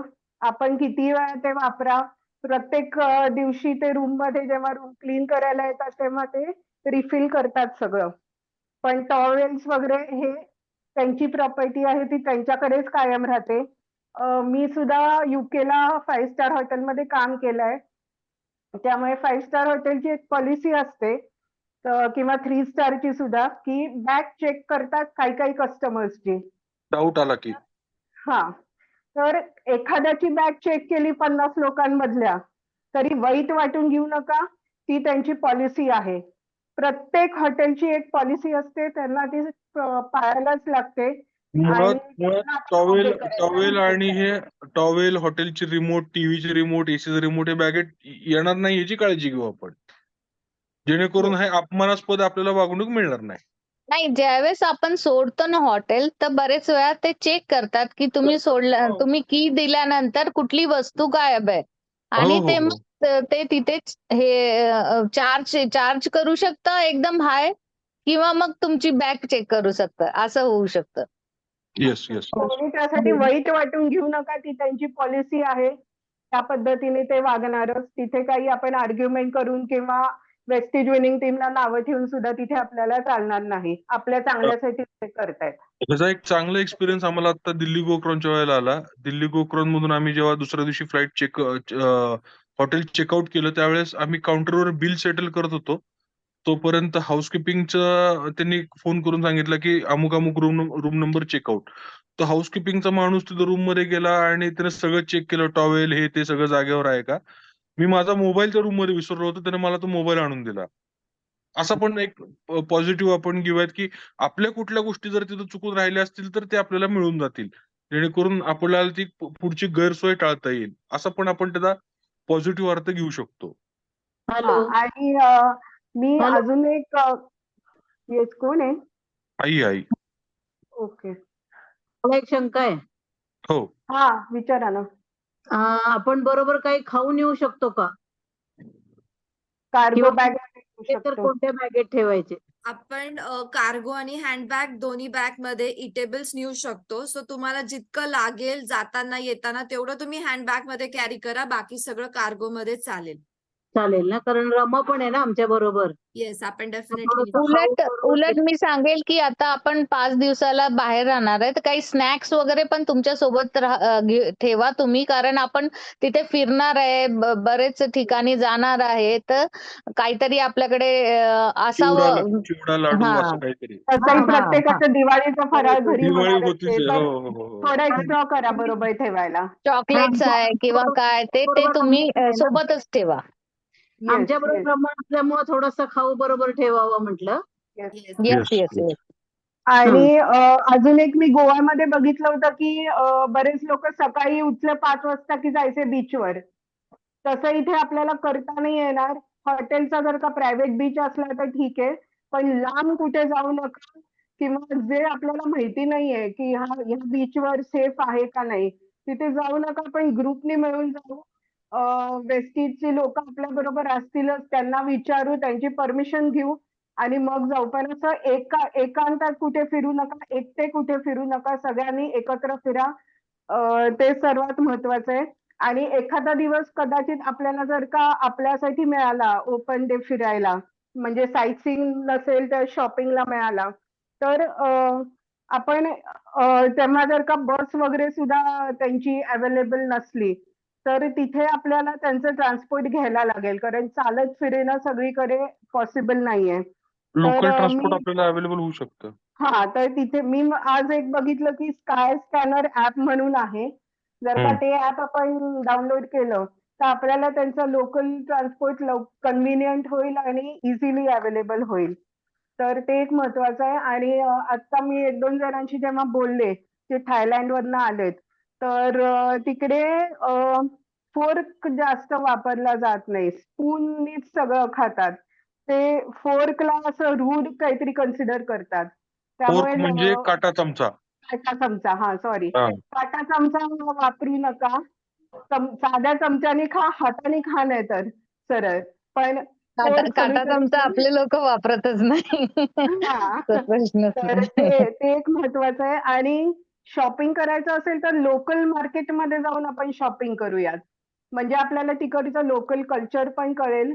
ते कसे लोक राहतात, काय त्यांचं जीवन आहे, हे सगळं सुद्धा आपल्याला बघणं गरजेचं आहे. जर का आपण कुठल्या तरी वेगळ्या देशात चाललोय तर त्या देशाचं काय कल्चर आहे, त्या देशात काय लोक आहेत, ती कशी राहतात, कशी वागतात, कशी बोलतात, हे सुद्धा बघणं महत्वाचं आहे. आणि सर्वात महत्वाचं, कोणालाही शेक हँड करायला जाऊ नका. हातच लावायचा नाही कोणाला, शेक हँड सुद्धा करू नका. ते तिथे शेक हँड नाही, ते तिथे नमस्कार करतात, ते सुद्धा कमरेतून एल्बोपासून असं धरून असा त्यांचा नमस्कार असतो. त्यामुळे शेक हँड वगैरे करू नका तिकडे. तर या सगळ्या गोष्टी आपण लक्षात ठेवू. Back to you madam. मला एक Yes. छोटीशी गोष्ट ऍड करायची होती. आम्ही कधी पण ट्रॅव्हल करताना असे नोट्स बनवतो मोबाईलमध्ये. मी क्विकली सांगेल की त्याच्यात काय ऑलमोस्ट सगळ्या गोष्टी त्याच्यात कव्हर होतील. सो जर आपल्याला एक अशी सवय झाली की नोट्स बनवले, आज जे काही डिस्कशन झालं की या गोष्टी हव्यात, त्या गोष्टी आमच्या बॅगेत गेल्या की आम्ही तिथे ग्रीन टिक मार्क करून देतो. सो दॅट आम्हाला समजतं की आम्ही काय घेतलं आणि काय मिस आउट झालं.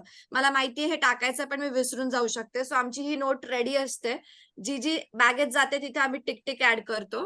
सो क्लोथ्स, जसं आपल्याकडे एटिनरी आहे, सो आपण बीच वरती पण जाणार आहोत. सो तुम्ही तुमचं एक स्विमिंग कॉस्ट्युम, बीचवेअर म्हणजे स्विमिंग कॉस्ट्युम आणि बीच बॅग कॅरी. म्यूट झालात, म्यूट. म्यूट झाले निकिता तू. ओके. सो आपण बीचवर वगैरे जाणार आहोत. सो बीच मध्ये जर आपण तिथे काही वेगळं नेणार असतो तर बीच बॅग असू द्या, ज्याच्यात तुम्ही पाण्याची बॉटल कॅरी करणार. सो मी फक्त क्विकली सांगेल की त्याच्यात काय काय असतं. क्लोथ्स आहेत, ऍक्सेसरीज आहेत. फिमेल आहेत म्हटल्यावर नटापटायला आपल्याला आवडतं. सो कुठल्या ड्रेसवर काय, सो ऍक्सेसरीज, स्लीपर्स असतील रूम मध्ये घालायला किंवा बीचवरचे वेगळे, किंवा आपण एअरपोर्ट वरती जातो सो त्याप्रमाणे तुमचं स्लीपर्स कॅरी करा. सनग्लासेस इम्पॉर्टंट आहेत. पर्सनल केअर, तुम्ही कुठले प्रोडक्ट्स यूज करतात सो ते कॅरी करणं. कॉस्मेटिक्स तुम्ही जे वापरतात, टॉवेल्स तिथे असतात, but if you want you can carry your on. ऊन असणारे म्हणून कॅप, हॅट, मोबाईल चार्जर्स लागतील. पोर्टेबल, आपण ट्रॅव्हल करणार आहोत सो कधी पण बॅटरी संपू शकते, सो पोर्टेबल लागेल. कॅमेरा सोबत ठेवायचा. त्याच्यानंतर बीच बॅग जसं मी म्हणलं, स्विमिंग कॉस्ट्युम आणि कॅप कंपल्सरी करा. आपण कुठल्याही कपड्यात स्विमिंग पूलमध्ये जातो, बट तिथे खूप स्ट्रिक्ट रूल आहेत, त्या हायजीनला खूप फॉलो करतात. विदाउट स्विमिंग कॉस्ट्युम ते पाण्यात जाऊ देत नाही. सो स्विमिंग कॉस्ट्युम आणि स्विमिंग कॅप असणं आपल्या बरोबर खूप इम्पॉर्टंट आहे. तिथे आपण वॉटर ऍक्टिव्हिटीज करणार आहोत. सो वॉटरप्रूफ पाऊच, ज्याच्यात आपण मोबाईल ठेवू शकतो आणि आपल्या अंडर वॉटर किंवा वॉटर प्रूफ गोष्टी, फोटोज काढू शकतो. त्यासाठी वॉटरप्रूफ पाऊच येतो, तो 100 रुपयाला हार्डली मिळतो. सो इट्स बेटर की आपण तो कॅरी करू शकतो, सो दॅट आपली मेमरी खूप छान राहील. तुम्ही वॉच, बेल्ट जे काही कॅरी करताय, त्याच्यानंतर मेडिसिन्स. मोस्टली ऊन असतं म्हणून आम्ही ऍट टाइम्स अंब्रेला कॅरी करतो. So if you want you can do that. तुमचे डॉक्युमेंट्स कुठले लागणार आहे, पासपोर्ट, आधार कार्ड, पॅन कार्ड, प्लस तुमचे फोटोज, सो ते डॉक्युमेंट्स. परफ्यूम, डिओड्रंट जर तुम्ही कॅरी करणार असाल, लेडीज असतील तर सॅनिटरी पॅड्स कॅरी करायला लागतील, आणि तुमचे इनर जे असतील, सो इनरवेअर्स. हे आय थिंक मी सगळेच पॉइंट्स कव्हर केले. त्याप्रमाणे जर बॅकपॅक केली तर आय थिंक तुम्ही सगळ्या गोष्टी घेऊ शकता. हे असं आम्ही नेहमी गुड टू गो करतो. Tick tick tick. येस. आणि ते वॉटर ऍक्टिव्हिटीज आता निकिता दीदी म्हणल्या त्या पेड आहेत, त्या इन्क्लूड नाहीयेत आपल्या पॅकेजमध्ये. त्यामुळे ज्यांना कोणाला वॉटर ऍक्टिव्हिटीज करायच्या असतील त्यांना पैसे देऊन ते वॉटर ऍक्टिव्हिटीज करायला लागणार आहेत. त्यामुळे ते सुद्धा लक्षात ठेवा की आपल्याला त्या पद्धतीने पैसे कॅरी करायला लागतील. आणि सर्वात महत्वाचं म्हणजे इंटरनॅशनल फ्लाईट आहे. या फ्लाईटमध्ये काही फ्लाईट्स मध्ये लिकर अवेलेबल असते, काही फ्लाईट्स मध्ये लिकर अवेलेबल नसते. कोणीही फ्लाईट मध्ये ड्रिंक करू नका, कारण सगळेजण फर्स्ट टाइम फ्लाईट मध्ये बसताय. टेक ऑफ करताना जो पोटात गोळा येतो त्यांनीच तुम्ही गरगरून जाल आणि ड्रिंक केल्यावर मग तुम्हाला अजून त्रास होईल. हेल्थ खराब करून घेऊ नका, आपण एन्जॉयमेंटला चाललोय. त्यामुळे फ्लाईट आणि लिकर सुद्धा फ्लाईट मधली अजिबात घेऊ नका. आणि फ्लाईट मध्ये एअर होस्टेस बाहेरच्या असतात, त्यांना आपली भाषा कदाचित समजू शकणार नाही किंवा आपल्याला त्यांची भाषा समजू शकणार नाही. ते हिंदीमध्ये बोलतात, इंग्लिशमध्ये बोलतात. सगळ्या अनाउन्समेंट त्यांच्या दोन्ही लँग्वेजेस मध्ये असतात. पण तरी सुद्धा जर का काही कळलं नाही तर आम्ही तिकडे आहोत, आम्हाला विचारा. तुम्ही त्यांना एक विचाराल, त्या तुम्हाला दुसरं काहीतरी उत्तर देतील.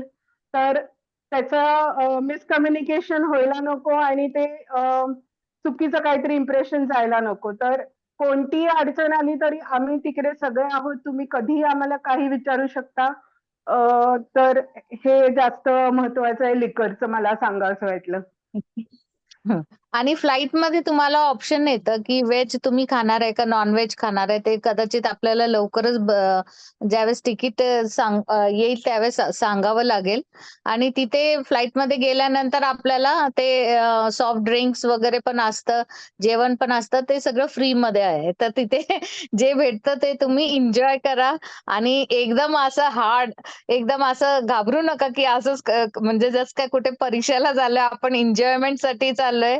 एकदम फ्रीली जसं आपण दुसरीकडे जातो तसंच जातोय आपण. फक्त काही गोष्टी आहेत जे महत्वाचे आहेत. पासपोर्ट वगैरे सगळ्यात महत्वाचं पासवर्ड हरवायला नको आणि तुमच्या ग्रुपमध्ये राहा. तर काहीच त्रास होत नाहीये तो. येस. येस. आणि एकदा जाऊन आलात की तुम्ही एक्सपर्ट व्हालच. त्यामुळे नेक्स्ट व्हिएतनामच्या ट्रिपला आपल्याला अशी मीटिंग घ्यायची गरज नाही लागणार. आपल्या या लोकांसाठी तरी. तुम्ही तुमच्या येस. डाउनलाईन्स मध्ये त्यावेळेला घेऊ शकता मीटिंग. Yes, yes. एन्जॉय करा. तिथे तुमचं ट्रॅव्हल असणार आहे बसमध्ये किंवा हे तिकडे जसं अंताक्षरी खेळा किंवा काही असं गोष्टी ज्याने करून तुम्हाला एक टीम स्पिरिट येईल. So enjoy your journey. खूप सुंदर. आणि लेडीज लोकांना 4-5 दिवस आता स्वयंपाक बनवावा लागणार नाहीये. सगळं फ्री आहे. फ्री माइंडनी मस्त फिरा, एन्जॉय करा आणि एक मेमोरेबल ट्रिप बनवा, है ना? सो इथे कोणाला काही प्रश्न विचारायचे असेल, मला तर वाटतं सगळं आपण सांगून झालेलं आहे. पण जरी कोणाला काही विचारायचं असेल, ते विचारू शकता. मयेकर एक जस्ट सरांनी एक सांगणार आहे, की एक छोटी जी आपण आपले 2 बॅग राहणार, एक लगेज आणि एक आपल्या सोबत केबिन बॅग. तर केबिन बॅग मध्ये पण एक एक्स्ट्रा तुमचं ड्रेस ठेवा.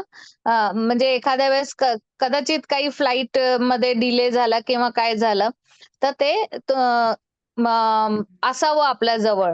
आणि हजबंड वाईफ जाणार असेल तर अर्धे कपडे लेडीजचे आणि जेंट्सचे अर्धे अर्धे करून जरी ठेवले, कारण कधी कधी काय होतं जर डायरेक्ट फ्लाईट असलं तर तसं गोष्टी होत नाही.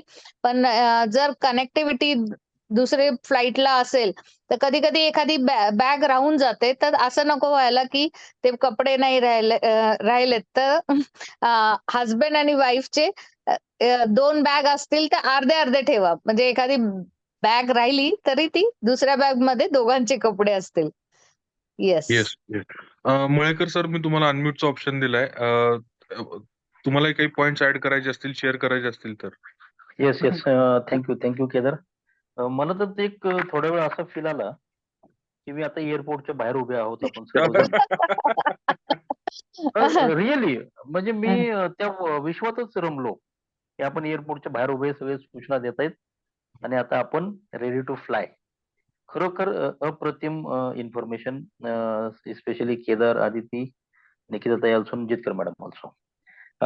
जे काही मनामध्ये मी जे काही लिहून ठेवले ते प्रश्न, माझा पहिला प्रश्न तर चंदाताईंनी क्लिअरच करून टाकला. मला तेच विचारायचं होतं की दिवाळीचे उरलेले लाडू, चकल्या, करंज्या, अनारसे घेऊन घेऊन जाऊ शकतो का? तर ती परमिशन आहे. प्रत्येकाने किलो किलो 2-2 किलोची एक्स्ट्रा करायला काही हरकत नाही. ते ठेवा, सोबतच ठेवा. कारण की Yes. खूप तुम्ही फिरणार आहे. बरेच वेळा जेवण नाहीये एखाद्या वेळेस तर तुम्हाला ते ते खाऊ जेवताना शकतो. इव्हन मी सांगेल की तुम्ही ठेचा, चटणी, लोणचं हे तर न्याच तिथे. ड्राय आयटम्स, पण आता ड्राय तिथे आयटम्स. तिथे असं वाटतं की ते कधी खाणार आहे मी. तर हे या गोष्टी तर तुम्ही ठेवाच. येस, ते आपण फुल एन्जॉय करू. खाण्याच्या बाबतीत माझा सल्ला घ्या. मी बेटर सांगू शकतो तुम्हाला या सगळ्यांपेक्षा. तर ते वस्तू सगळ्या घ्या. दुसरी गोष्ट अशी की जे बॅग आपल्या जे ओळखायच्यात, आपण आता बोलतो की कॉमन काहीतरी एक हे करूया. मला वाटतं आपण उद्या परवा तुळशीबागेत जाऊन काही एक सुंदरशी रिबीन आणू आणि आपल्या प्रत्येकाच्या बॅगला बांधू. म्हणजे कोणी 4-5 जण आपल्या ग्रुपमध्ये तिथे उभे असतील, तर ते आलेली आपली बॅग बेल्टवरून बाजूला करू शकतात. काका मी एक सजेशन देईल, प्रत्येकाने आपापलं वेगळं करा, कारण परत तुम्ही ग्रुपमध्ये जाणार आहात आणि मग कुठली बॅग कोणाची, सो इट्स बेटर की ओके, आपापलं ओके. केलेलं. Very nice. ते प्रत्येक जण वेगळ्या कलरचं करून टाकूया. येस. ते तिसरी 40 महत्वाची कलर गोष्ट आणायला लागतील त्यासाठी. नको, नको. आता प्रत्येकाने वेगळं नाही, करायचंय. नाही. आपण काय माझं बॅगला काय बांधायचं ते मला माहिती. असं म्हणजे येस, कोणी वूल आयडेंटिटी बांधू ज्वेलरी. शकतं किंवा कोणी सेलो टेप करू शकतं. काही पण करू शकतं तसं. येस. येस, येस, तिसरी येस. महत्वाची गोष्ट अशी मला तुम्हाला विचारायची होती.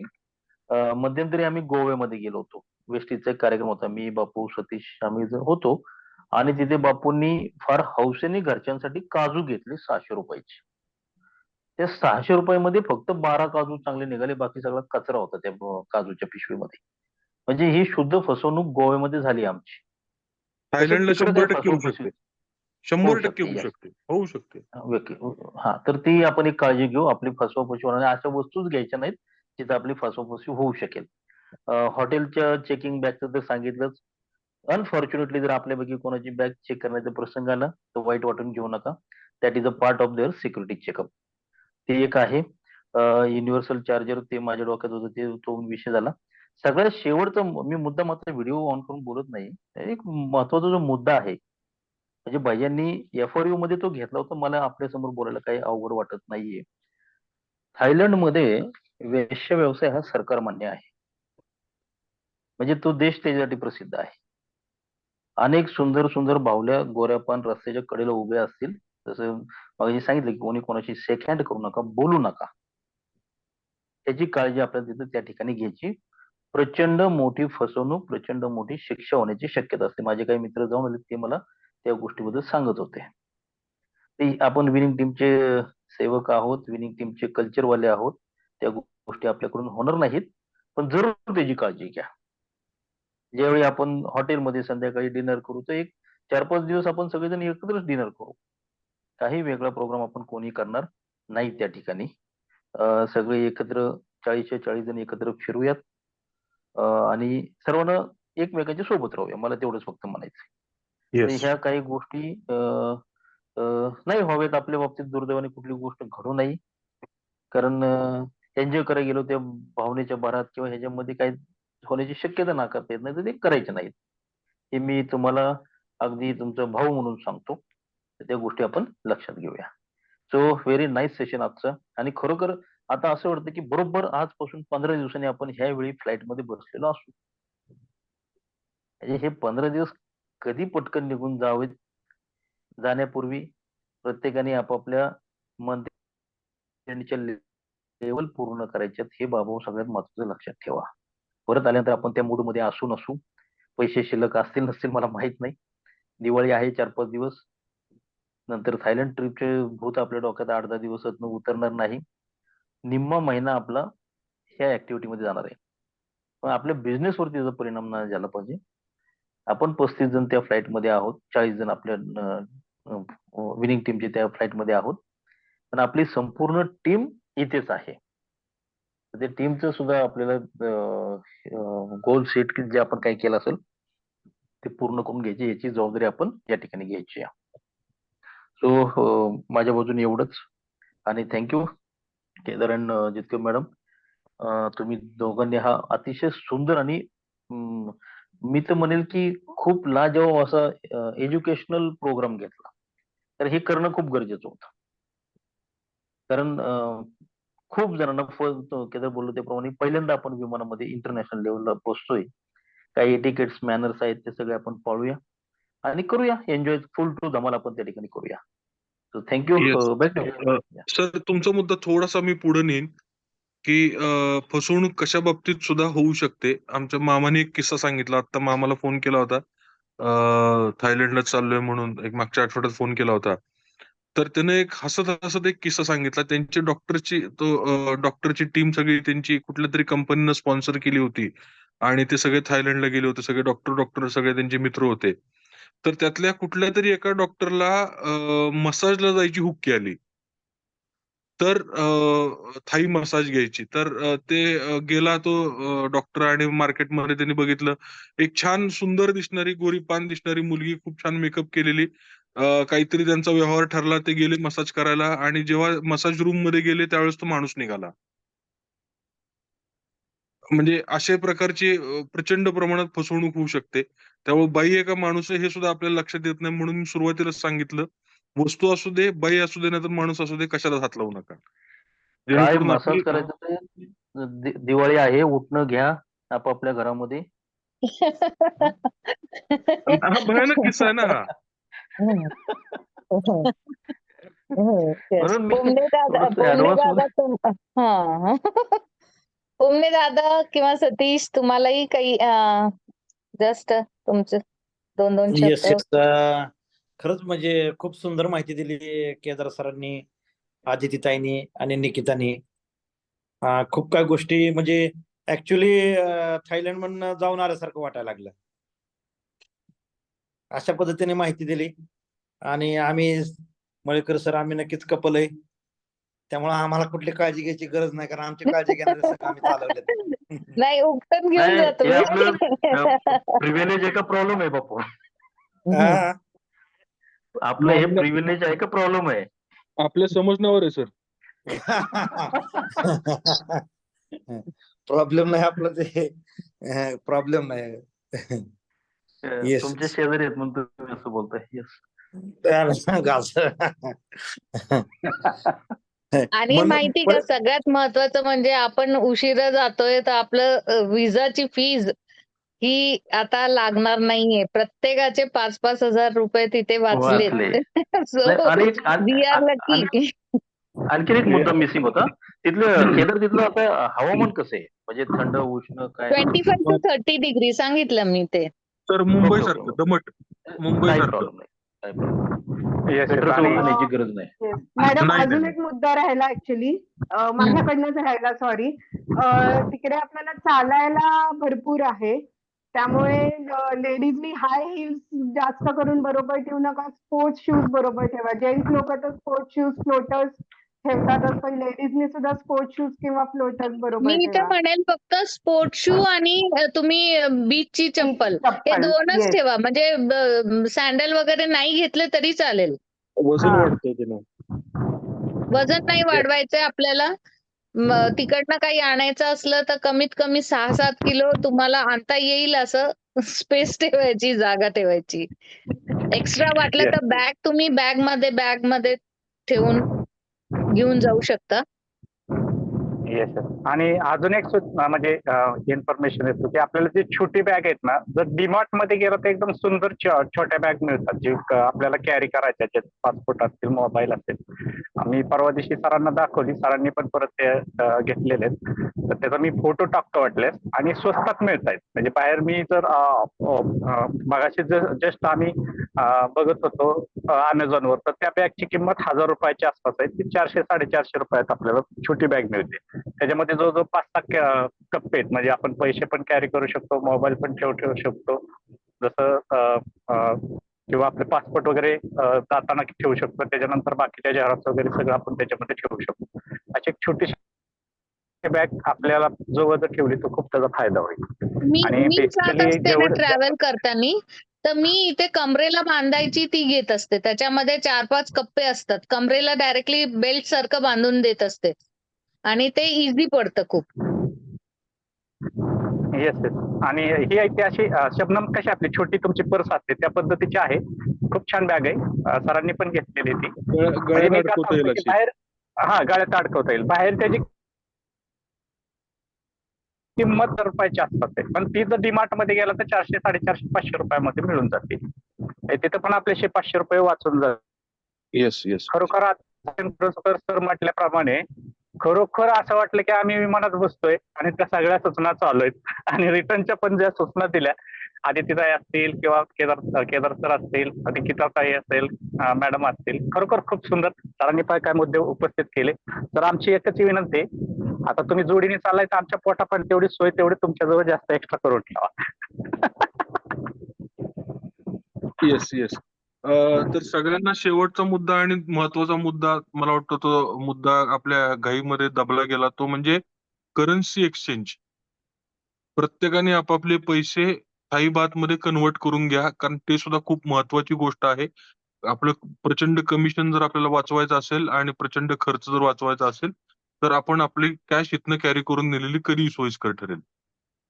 केदार Yes, सर, जर madam. पुण्यामध्ये तसे काही ठिकाण असतील किंवा कुठं जर होत असेल तर ती चौकशी करा. आपण आपले लीडर लोकांकडून ठराविक क्राउन अप असतील ते त्यांच्या ग्रुपचे पैसे कलेक्ट करतील आणि एकदम आपण एक्सचेंज करू, जेणेकरून एकदम इझी जाईल. देताना आपण त्या पद्धतीने देऊ टाकूया. मुंबई एअरपोर्ट वरती पण करू शकता, जसं आता प्रश्न आलाय दीपकचा, करू शकता, पण थोडस महाग होईल म्हणजे ते. हा, कमिशन जास्त घेतील ते एअरपोर्टवर. मी आज विचारलं तेव्हा एक्सचेंजचं काहीतरी 2.53 त्यांनी सांगितलं होतं आणि कमिशन 160 ते 200 रुपये मध्ये त्यांनी सांगितलं होतं. तर म्हणजे बघू आपण परत. अमाऊंट 25,000 रुपये असेल तर. हा, बिलो 25,000. हा, हा, तर बघू आपण अजून 2-3 ठिकाणी चौकशी करूया. कॅम्प मध्ये पण होत असतात, तिथेही आपण बघू शकतो. हा, आणि रोहिणी रोहिणी म्हणजे पण बघते. मॅडम माझं पण- म्हणणं पण- काय आहे की ज्यांना जिथं कम्फर्टेबल आहे, बँकेत Yes. सुद्धा आपण करन्सी एक्सचेंज फॉरेक्स डिपार्टमेंट असतं प्रत्येक बँकेमध्ये, तिथं सुद्धा Yes. आपल्याला पासपोर्ट आणि आपल्या विमानाचं तिकीट दिलं तर आपल्याला ती करन्सी एक्सचेंज करून मिळते. म्हणजे Yes. ज्याला जिथं कम्फर्टेबल आहे तिथं त्यांनी 100% आपापल्या परीनं पाहिजे तेवढे पैसे आपण कन्वर्ट करू शकतो. आणि Yes, yes. हा, म्हणजे ज्यांना आणि अगदीच ज्यांना कोणाला अडचण आहे त्यांनी आपल्या अपलाईनशी संपर्क साधावा. Yes yes. आणि पण रोहिणीने ते 5 प्रश्न विचारलाय की वॉटर स्पोर्ट्सचे चार्जेस काय, अंदाजे वॉटर स्पोर्ट्सचे चार्जेस ना 4, 5, 6, 7 हजार पर्यंत वगैरे आहे ते, 7, 8, 9. म्हणजे जसं तुम्ही स्पोर्ट ला जाता, कुठल्या स्पोर्टला जाता त्याप्रमाणे असतात ते. ते तुमच्या ऍक्टिव्हिटीवर डिपेंड करतात. जर तुम्ही पॅरासेलिंग केलं तर थोडं जास्त असेल, वेरॅज तुम्ही बनाना बोट वरती जर फक्त बसलात तर ते तिथे कमी असेल. सो स्टार्टिंग आय गेस 1000 पासून सुरू होते, तर ती 6-7,000 पर्यंत सुद्धा ऍक्टिव्हिटी पर्यंत जाऊ शकते. येस, ते पॅराग्लायडिंग वगैरे केलं होतं, मला वाटतं 5 का 6 हजार रुपये होते काहीतरी. हा, आपल्या इथले अगोदरच्या group. आपल्या इथले 5,000 म्हणजे त्यांचे मला वाटतं 700-800 रुपये थाई बात मध्ये होतात. हा हा हा. हा, हा. तर असे मुद्दे काही आहेत. त्याच्यातूनही कुणाला काही शंका असेल तर फोन करून विचारू शकता आणि आपण सोबत एकत्र तर जाणार आहोतच, त्यात काहीच वाद नाही. अगदी बरोबर. एक सेकंद. पण आपण सगळेजण एकत्र जाणार आहोतच, तर ग्रुपमध्ये सगळ्यांनी मिळून, म्हणजे जास्तीत जास्त लोकांनी मिळून जर आपण पैसे थाई बात मध्ये कन्वर्ट करून घेतले तर 25,000 रुपये मिनिमम घेतले पाहिजेत. त्याच्याऐवजी ₹1,00,000 घेतले तर काय हरकत आहे? एका पासपोर्टवर मॅक्झिमम 2.5 लाख रुपये आहेत. हा, म्हणजे मग नाही तर बाकीच्यांनाही ते सोयीचं प्रत्येकाचा पडू शकेल. choice आहे. सगळ्यांनी मिळून घेतले तर प्रत्येकाचा चॉईस आहे. कोणी 5,000 घेईल, कोणी 10,000 घेईल, कोणी 50,000 घेईल. ते त्यांच्यावर सोडून देऊ आपण. ओके.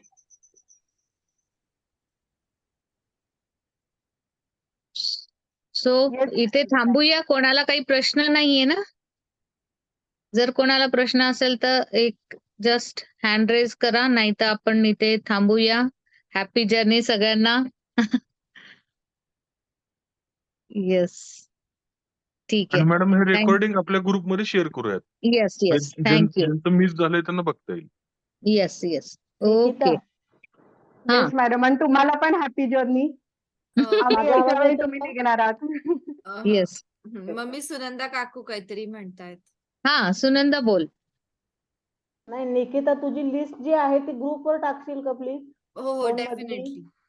टाकते. आणि मी अजून सगळे काय ते पॉइंटर मारते. झेरॉक्स कसल्या कसल्या म्हणली ना, ते काही नाही लक्षात राहिलं, ते सगळं टाकशील. मी लिस्ट येस टाकते येस. डॉक्युमेंट्स वरती आणि खाली काय काय गोष्टी पाहिजे सो ते सगळं. येस हा. Yes yes. आयुषीला मॅडम बोलायचं 1 मिनिट. हाँ आंटी मुझे पूछना हाँ हाँ पूछिए पूछिए. अनम्यूट किया है आपको. आयुषी अनम्यूट करना. हेलो अभी हाँ आवाज आ बोलो रही है? बोलो. या हाँ आली. बोलो बोलो. हाँ तो मैं पूछ रही थी कि हमारी डेट तो बाद की है ना 20 हाँ. नवंबर के बाद. हमारी 25th को है. अच्छा 25 नवंबर. हाँ 25 नवंबर. 25 से कब तक? 25 से आई थिंक 30 तक रहेगा. नोव्हेंबर रहेगा. ओके आदिती ठीक है. तुमची कधी ते कधी आहे? 20 ते किती आहे? आमची 20 ला जाऊन 24 ला येणार. सो आयुषी हमारी रहेगी 25 से 29 तक. ओके हाँ डॉक्टर रोहिणी हे लगेज बॅग 4 व्हील्स वाली पाहिजे असं काही कंपल्सरी नसतं. पण ती नसली ना तर तुम्हाला खूप नेण्यासाठी वगैरे ते त्रासदायक राहील. जर तिथे ट्रॉली मिळते एअरपोर्ट वरती सो आपण ते करू शकतो बट सगळीकडेच आपण ट्रॉली नाही कॅरी करू शकत सो व्हील्स असेल तर ते खूप इझी राहतं. आणि लिक्विड जे पण आहे 100 ml च्या खाली असेल तर हँडबॅग मध्ये आपण घेऊ शकतो. अदरवाईज ते आपल्याला लगेज बॅग मध्येच घ्यायचंय. शक्यतो ठेवूच नका मी म्हणेल. हा ते उगीच चेकिंग करतात एन्क्वायरी करतात त्याच्यात वेळ जातो की हे काय ते काय सो लिक्विड अजिबात हँडबॅग मध्ये कॅरी नका करू. So thank you. Have safe journey. इथे आपण मीटिंग एंड करूया. हा ओके. Thank you madam. थँक्यू.